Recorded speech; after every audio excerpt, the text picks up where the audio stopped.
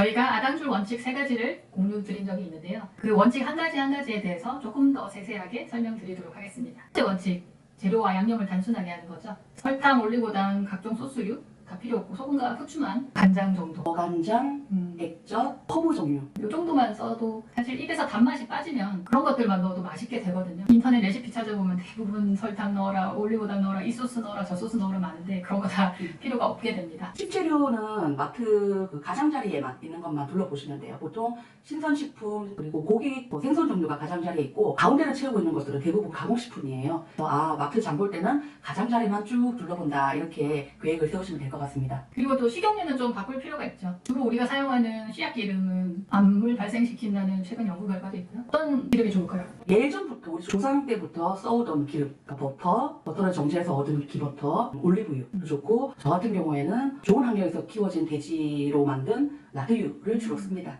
생각해보시면 방금 저희가 말씀드린 올리브유, 라드유, 버터 등은 자연에서 추출하기가 쉬워요. 물론 이것도 최근에는 공장 과정을 거치기는 하지만 기본적으로 기름기가 충분하기 때문에 뽑아내기가 쉬웠던 것들이죠. 그래서 공장에서 막 화학 용매를 쓴다든가 이럴 필요가 없는 것들이라고 보시면 됩니다. 씨앗 기름들은 예전에 공장의 시설이 없었으면 생산할 수 없었던 제품이에요. 산업화가 되면서 만들어진 기름이라고 보시면 됩니다. 그런 것들은 좀 멀리 하시길 권해드립니다. 두 번째 원칙, 아이와 함께 요리하세요에 대해서 조금 더 보충 설명을 드리도록 하겠습니다. 집밥을 하라 그러면 나 혼자 삼시세끼를 막 해야 된다는 생각만 해도 되게 부담스럽잖아요. 또 아이가 어릴수록 아이 케어에 시간이 많이 들어가는데 집밥까지 하라고 약간 이런 생각이 들 수 있어요. 그런데 사실 아이와 함께 장보기부터 요리하기까지 참여시킬 수 있는 부분을 최대한 참여시키면 그것만큼 편한 게 없습니다. 아이들이 이 요리를 하는 과정에 있어서 다음 차례는 어떤 걸 해야 하지? 식재료는 어떻게 손질해야 하지? 끓이기, 삶기, 데치기 등등의 조리 과정을 통해서 추리력, 사고력, 응용력, 관찰력, 어떤 거를 활용한다는 그런 능력 이런 게 키워진다고 해요. 두뇌 발달에도 굉장히 좋기 때문에 요리하기 활동에 적극적으로 아이를 참여시키면 좋을 것 같습니다. 적극 끌어들이는 게 중요한 이유는 아이들은 조기 교육이 중요합니다. 이제 초등학교에 들어가도 사실 스스로 사 먹게 되죠. 그래서 스스로 선택을 할 때 어떻게 해야 될지 알려줄 필요가 있거든요. 그런데 단순히 우리가 실제 밥을 먹을 때만 이 식재료에 대해서 안 좋은 거에 대해서 얘기한다는 거 좋은 거에서 얘기하기는 어떻게 되겠어요?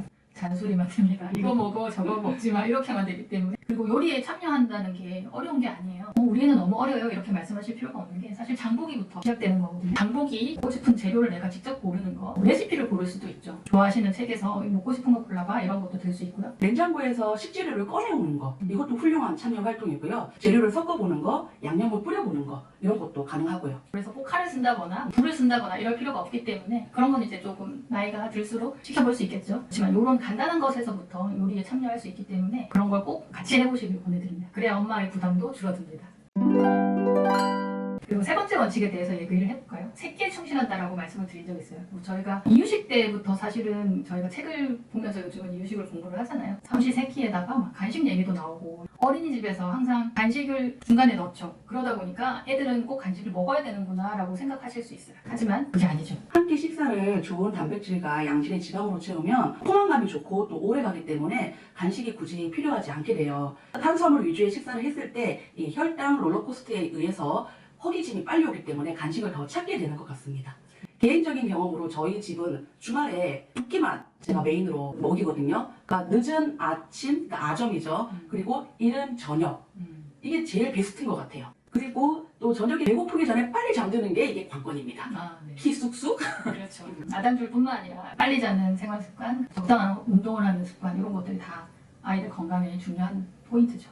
그래도 간식이 가끔은 필요할 때가 있죠. 외출을 한다던가 어쩌다 보니 좀 허스탄 걸 먹었다던가 이럴 때 좋은 간식으로는 또 뭐가 있을까요? 육포? 그렇죠. 육포가 이제 시중에 파는 거는 첨가물이나 당이 꽤 많고요.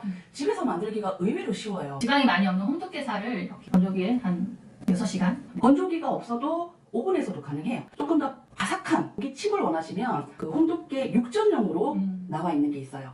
그거를 건조해서 드시면 더 바삭바삭한 고기 까까 같은 그런 식감을 즐길 수가 있습니다. 그리고 좀 좋은 거라면 좀 비살균 치즈, 그린 요거트 정도 괜찮을 것 같고 야채 스틱도 좋은 간식이 될 수 있을 것 같아요. 오이라든지 당근 그대로 썰어서 찐 브로콜리 그리고 조금 소스를 추가하자면 찐 달걀과 올리브유를 섞은 마요네즈 이런 거 좋겠죠. 네. 삶은 계란이나 구운 계란도 좋은데 전기밥솥을 활용하셔도 되고 오븐을 활용하셔도 맛있는 쫄깃한 구운 계란을 만들 수 있습니다. 계란이 좀 지겹다 싶으실 때는 메추리알도 괜찮습니다. 네. 아이들은 굉장히 작고 귀엽고 생소하게 느끼기 때문에 메추리알이랑 또 성분 괜찮은 소세지 이 꼬지에 꽂아서 소추 아, 저희가 자주 먹는 간식 메뉴입니다.